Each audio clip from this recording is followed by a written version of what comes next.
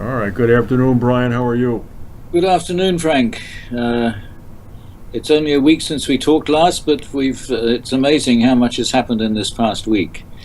It's really difficult to know where to start. But the Brexit situation obviously is probably on more people's minds than anything else.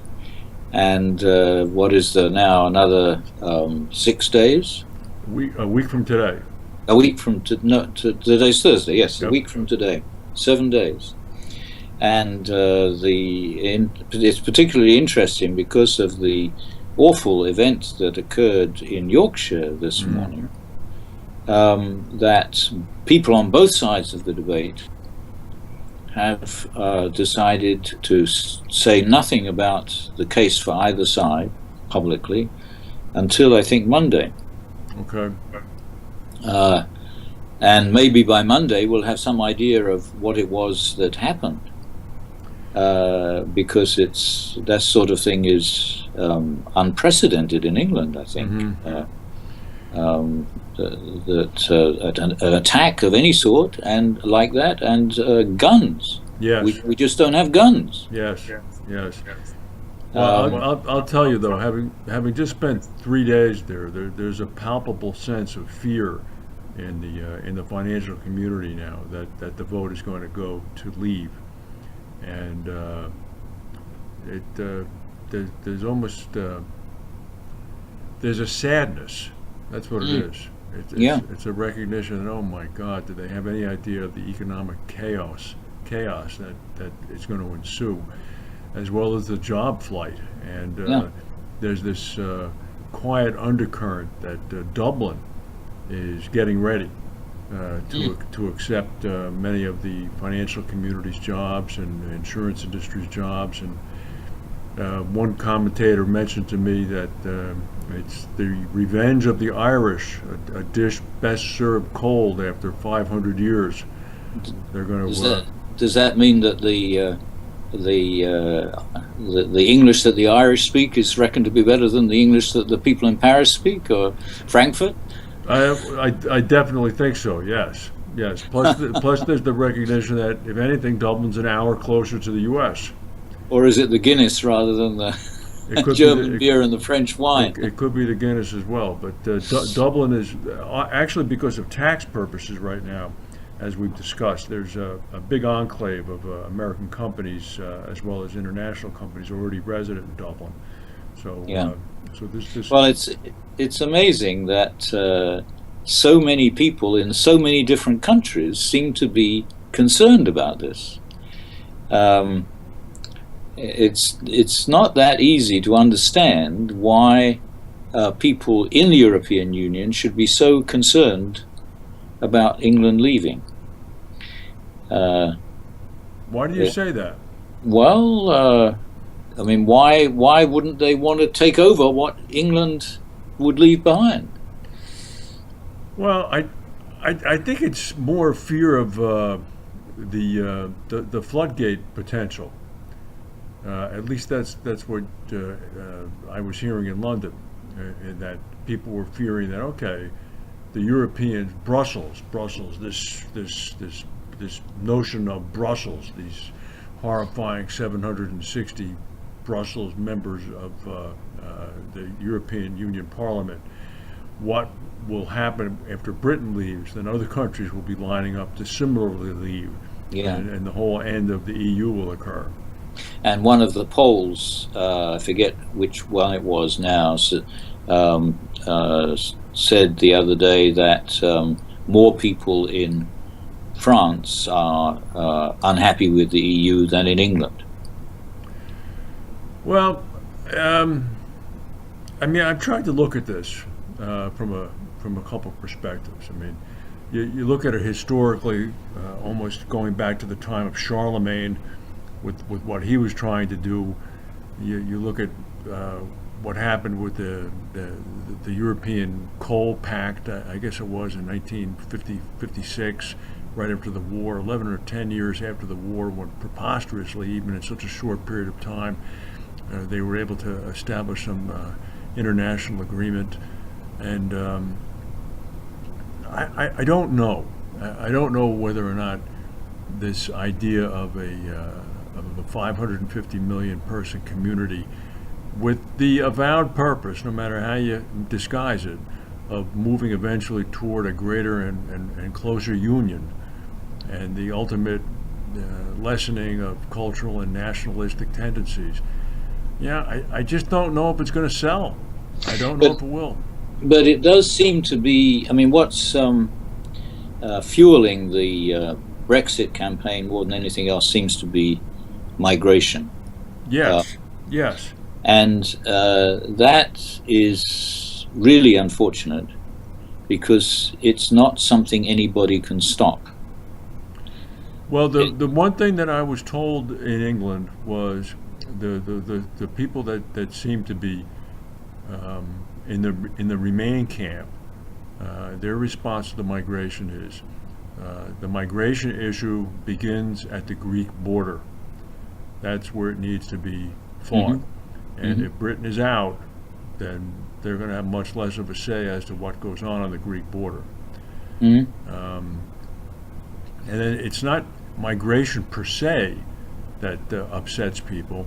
In England, it's the arrival of people, the arrival of immigrants who come to Britain and then are then eligible for the British social services. If you're an immigrant that arrives there and works and works and works, they're happy to have you. Yeah. But if you're an immigrant who arrives there and then goes on the social welfare system, they're not happy to have you. Yeah. But it's whether it's going to be easier to control migration outside the EU than inside the EU, one wonders. And it was very interesting that one of the things that came on the web today after the event in Yorkshire was the Joe Cox's maiden speech in the House of Commons a year ago. Okay. In which she talked about the different communities in her constituency from India, Pakistan, and of course the local ones, and there was another one, I forget now where it was from. But it was a very diverse community constituted in Western Yorkshire by migration. Is that something? Which, according to her maiden speech, worked very well. Mm-hmm. Mm-hmm. So, maybe that will help. I don't know. Well, it's funny because again, in London, and I was only in London, you see that mosaic of people from all around the world, all working together and all riding in the same subway cars and all on the same buses, and you sort of scratch your head going, where's the problem? Yeah. But out in the hinterlands, apparently, it's a different story. Well, in some parts of the hinterland, I think, not all parts, and that's but just exactly how people like Farage are getting their support, I don't know. And now the Sun has come out in favour of Brexit. I'm not sure whether any other newspapers are, but the Daily Mail is pretty much in favour of Brexit. In fact, I think the only one that's the Times and the Guardian, or I should say the Telegraph, are stay. Everybody else is leaning the other way. So it's the elites want to stay, and the yes. The other thing I heard a couple times were analogies made to the Trump supporters, insofar as being similar to the Leave people. And I think there is an analogy. Yeah, there is. It's and I found myself having heated arguments with some of the Leave people, saying, I just don't get it. I said the rest of the world is moving closer and closer together, faster and faster than ever before. Barriers are being pulled down everywhere. I mean, your children are in communication on Facebook with children in Vietnam, et cetera, and you people are trying to build a wall. It's just what Trump is talking about in the United States. But Trump's capital has gone down a lot over the weekend. Yes, it has. Thank God Almighty. Thank goodness. Yes. And so maybe the same will happen next weekend with the Brexiteers. I don't know. Well, in a horrible way, this member of parliament being killed could provide Yeah. the impetus. Yes, it's possible. It's possible. Uh, Meanwhile, when I landed at Heathrow on Sunday morning, as soon as I got access to Wi-Fi on the plane, I began to read these horrible stories coming out of Orlando, Florida. mhm. And I thought it must have been a misprint. I couldn't believe the number of people killed. Mm. Um, and it's a very strange event, very difficult for anybody to really make sense of, simply because um, the person who appears to have been responsible for it was probably himself gay and had been to the bar before, and it was obviously a problem in his own personality. But it is also a problem in society. It's really very strange that um, I'm afraid I don't know about Buddhism, but in Christianity, Judaism, and Islam, there is this complete no possible compromise at all about sexuality, and it all starts, of course, in the Torah. So it's very difficult. You can't rewrite that. But then, who reads it anymore anyway? Nobody. But it's interesting that if you try to make sense of why this is the case, I think it is that the first thing that religion does is to try to organize society, organize everyday life. And the first thing you organize is the family, because the rest, everything else is based on the family. And it's it's truer of Islam than it is even of Judaism and Christianity, because it's one of the principles of Islam that the family is the only building block of society. Because any other building block would be divisive and would compromise everybody's equality in society.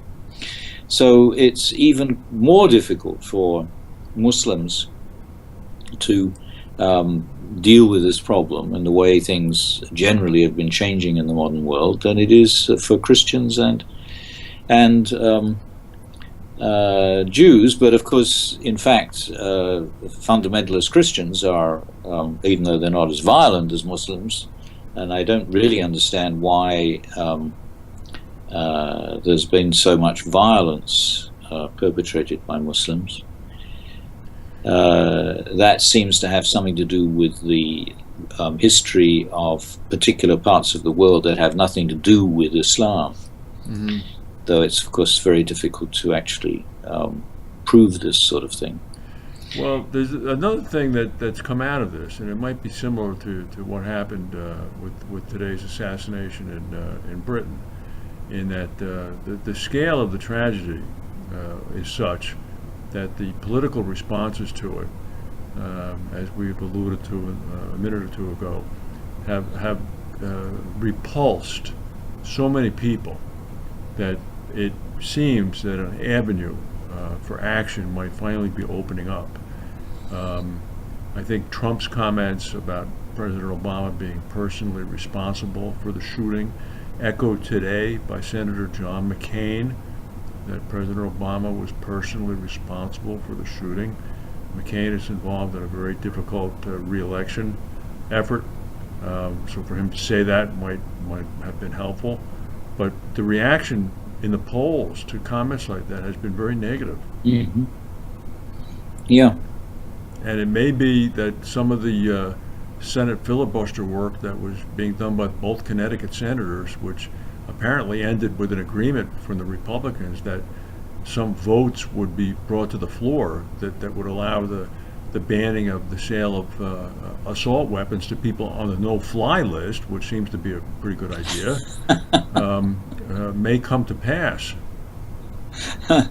Yes, well, it's going to be interesting as the year continues to see how this sort of thing affects Obama's legacy, but I think there's a good chance that he'll be much more better recognized at the end of his second term than he has been in the meantime.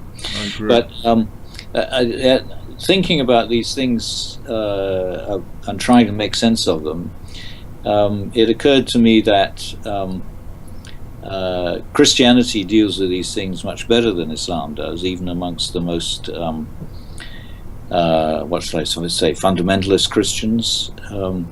And I think it's worth remembering that Christianity was spread by the soldiers of the Roman army through what was then the Roman Empire before it spread anywhere else, and was spread as a religion of personal salvation and something that required faith. Mm. And Islam, on the other hand, so Christianity was spread in the best organized part of the world at the time, Okay. with the most secure social order. Islam came out of a part of the world which had no social order, But yet it provided one. and its main principle was to impose complete order. And I think that that's probably what is continuing to motivate people now, is the problem of social order, and it's in the parts of the world, parts of the Islamic world, where social order is less secure, that these things happen more than anywhere else, like Afghanistan and northern Pakistan. I think you're onto something. As the breakdown of social order continues to unfold in some of those areas, or even in the minds of certain people, all right, because a lot of it's subjective after all, the yearning for a return to a stricter social order, as espoused by more traditional Islam, becomes more attractive. Well, it's another example, just to finish up our talk this week, of the fact that the faster things change, the further you need to look back in time in order to understand how we got to where we are today. This is true.